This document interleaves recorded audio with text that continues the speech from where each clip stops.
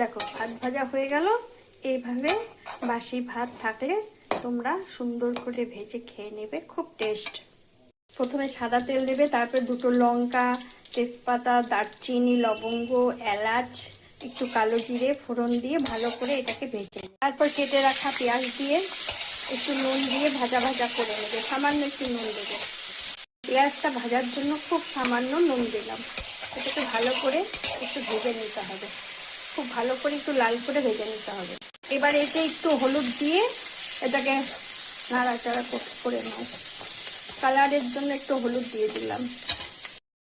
এবার এটা যখন একটু ভাজা ভাজা হয়ে আসলো তখন দুটো ডিম এর মধ্যে দিয়ে দেব। তারপর ভালো করে একটু নুন মিশিয়ে ডিমের ঝুড়ির মতন করে নেবে। ডিমের ঝুড়িটা হয়ে এলো, এবার ভাতগুলো এর মধ্যে দিয়ে দেব। এগুলো সব বেঁচে যাওয়া ভাত, রাতে বেঁচে গিয়েছিল সেই ভাত। এটা দিয়ে এবার ভালো করে নাড়াচাড়া দিয়ে দেবে।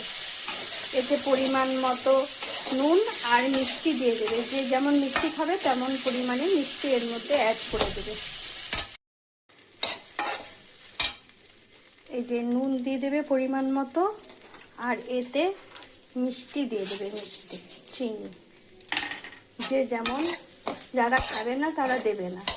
এভাবে এবার খুব ভালো করে মিশিয়ে নাও। তারপর একটু পরে ঘি দিতে হবে। এতে পরিমাণ মতো একটু ঘি দিয়ে দেবে, খুব বেশি না দেওয়াই ভালো, যারা বেশি খাবে তারা বেশি দেবে, আমি বেশি দেব না।